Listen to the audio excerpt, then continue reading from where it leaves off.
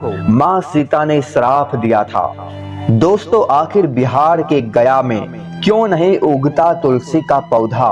क्यों ब्राह्मण कभी संतुष्ट नहीं होता? फल्गु नदी सिर्फ नाम की नदी है। क्यों कौवा हमेशा लड़ झगड़ कर ही खा पाता है?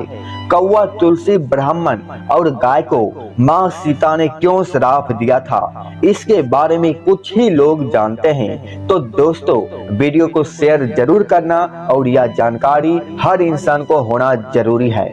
दोस्तों, वाल्मीकि रामायण के मुताबिक वनवास के दौरान भगवान राम, लक्ष्मण और माता सीता प्रीत पक्ष में श्रद्धा करने के लिए बिहार के गया धाम पहुँचे।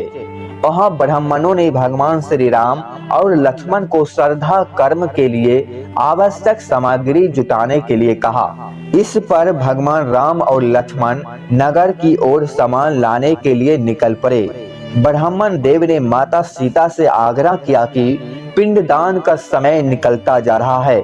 यह सुनकर माता सीता व्याकुल हो रही थी, क्योंकि श्री राम और लक्ष्मण अभी तक नहीं लौटे थे। इसी दौरान दशरथ जी की आत्मा ने उन्हें आभास कराया कि पिंडदान का वक्त बीता जा रहा है।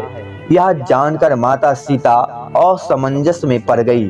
तब माता सीता ने समय के महत्व को समझते हुए यह निर्णय लिया कि वह स्वयं अपने ससुर राजा दशरथ का पिंडदान करेगी। तब सीता जी ने फल्गु नदी के साथ साथ वट वृक्ष, कौवा, तुलसी, ब्राह्मण और गाय को साक्षी मानकर स्वर्गीय राजा दशरथ का पिंडदान विधि विधान के साथ किया।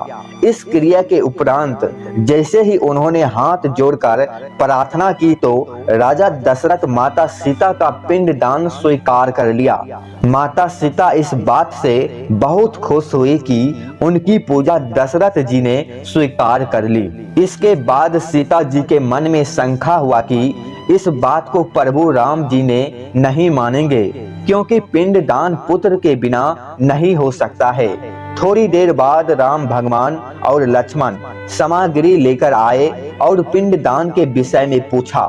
तब माता सीता ने कहा कि समय निकल जाने के कारण उन्होंने स्वयं पिंडदान कर दिया। प्रभु राम को इस बात का विश्वास नहीं हो रहा था कि बिना पुत्र और बिना सामग्री के पिंडदान कैसे संपन्न और स्वीकार हो सकता है।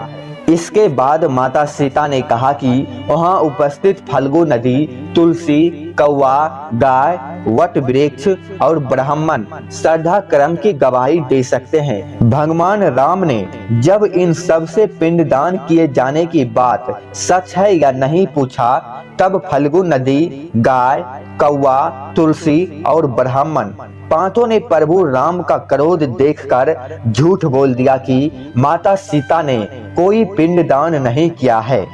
वट वृक्ष ने सत्य कहा कि माता सीता ने सबको साक्षी मानकर विधि पूर्वक राजा दशरथ का पिंडदान किया है। पांचों साक्षी के झूठ बोलने पर माता सीता ने क्रोधित होकर उन्हें आजीवन श्राप दे दिया। अब दोस्तों, जान लेते हैं माता सीता ने किसको किस तरह का श्राप दिया है।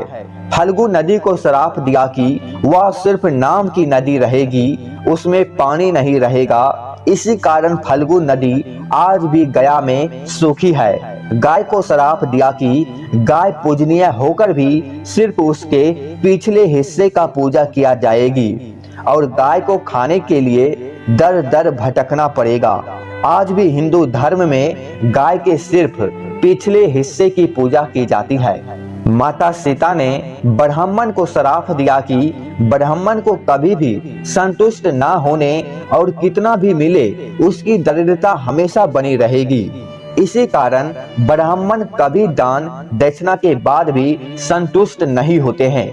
माता सीता ने तुलसी को श्राप दिया कि वह कभी भी गया की मिट्टी में नहीं उगेगी। दोस्तों, आज भी सत्य है कि गया की मिट्टी में एक भी आपको तुलसी का पौधा देखने को नहीं मिलेगा और कौवा को हमेशा लड़ झगड़ कर खाने का श्राप दिया था।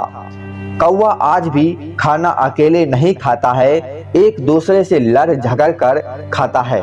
माता सीता ने जहां इन पांचों को श्राप दिया, वही सच बोलने पर वट वृक्ष को आशीर्वाद दिया कि उसे लंबी आयु प्राप्त होगी, वह दूसरों को छाया प्रदान करेगा। पतिव्रता स्त्री उनका स्मरण करके अपने पति की लंबी आयु का कामना करेगी। तो दोस्तों, आपसे उम्मीद करते हैं यह जानकारी आपको अच्छा लगा होगा।